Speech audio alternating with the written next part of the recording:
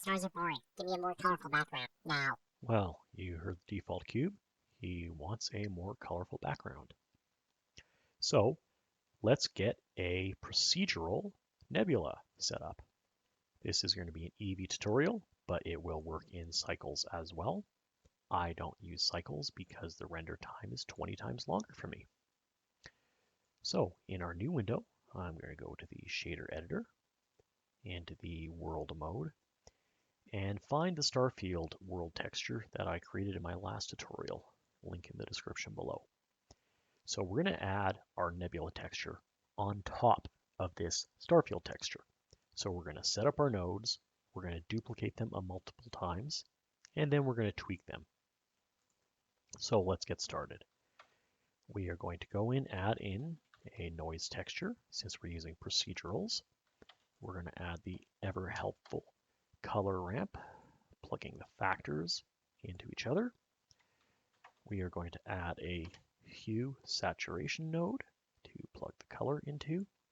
Then we're going to plug that hue saturation color into another background node.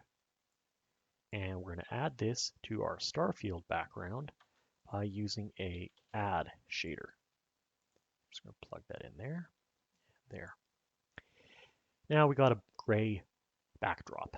It's not that great, so I'm just going to change this to a B-spline and move the black slider to get a little bit of the starfield coming through. Now, this is a node setup that I'm going to duplicate multiple times, but I want to keep the scale and the distortion consistent across all these duplications. So I'm going to go in, add in a value node. I'm going to duplicate it. I'm going to connect the top value node into the scale and the bottom value node into the distortion. If you click the top value node and hit F2, you can rename it.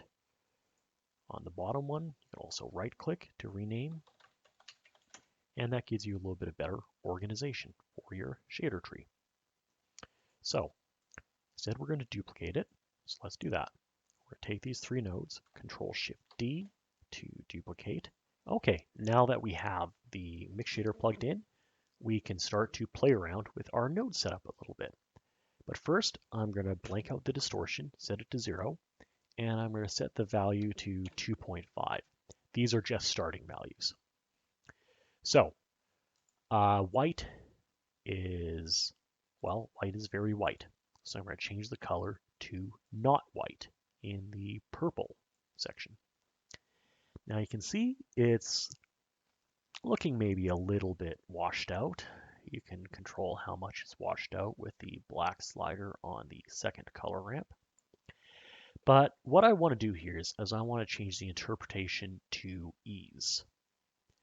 This just gives me a little bit of tighter control over the size of the color clouds for the second shader. Now the detail is set to 2 on the first one, and I'm going to just double that on the second one. And you can also play with the roughness to get, just a little bit more roughness on your texture. Slide it around with the black slider to get some sort of a coloring that you want. And again, I'm going to change that color into, let's select a blue around here. So we're not done. We're going to still want to add more. So I'm going to take all these 5 nodes, 7 nodes I can't count, Control Shift D to duplicate them.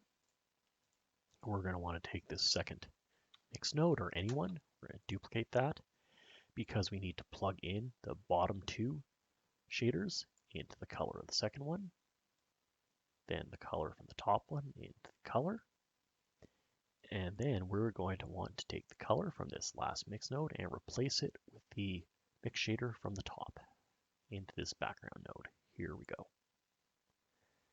Okay, not a bad start. So let's now add the details on the second set of clouds. Again, we're going to put the detail up to 8. Didn't really change very much. We're going to change the interpolation to linear. And now, like before, we are just going to change our sliders to see where we get the clouds showing up. I kind of like this, and I'm going to increase the roughness too. Just find a value that you like. Like I said, we're going to be playing with this a little bit. And since I don't want the purple, I want a different color, I'm going to change that to a reddish type color. You can move the red side of the node to change the overall color mixing. Just find something that you like. That's not bad. Now with the last node, what I'm going to do is I want this to be fairly bright. So I'm going to go and I'm going to put the value here to 4. And as you can see, it immediately brightened up the last little blue bits.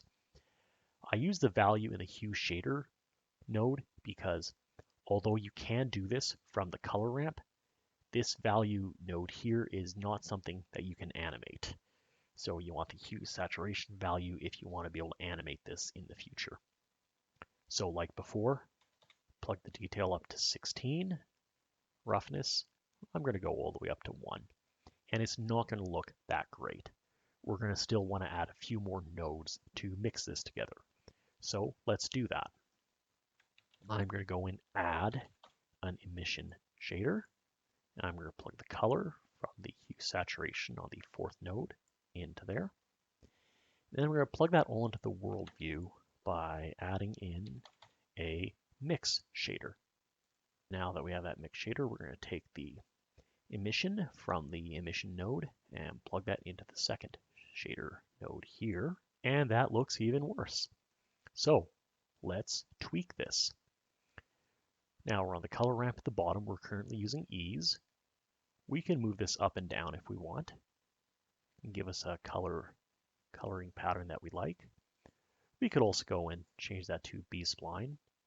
That potentially makes it worse, but if you go and add another color slider and change that to black as well, you can kind of get the best of both worlds in this case. A little bit of ease and a little bit of B-spline, just depending on how close you have these sliders together. And that's actually looking not that bad. I'm going to turn the emission up to 20. Again, I made it look worse. So let's dial it in a little bit more. And this is kind of the whole thing with these textures is you want to spend a lot of time just kind of dialing it in until you get something that works for your setup. You change the other color nodes on top of it. But this is kind of where we get to these 2 value nodes that we added. If this is something that you like, you can now change the scale of it.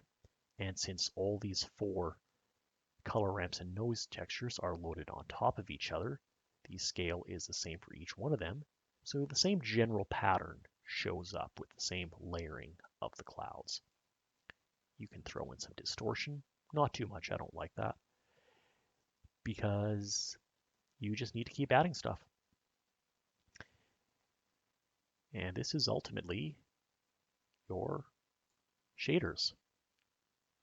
You can play around with the values and saturations of all these nodes in the background. You can play around with the mix method for these mix shaders, but this ultimately is going to be the start for your shader. So I hope you enjoyed this tutorial. Thanks, and please like, share, and subscribe if you want to see more content. Take care.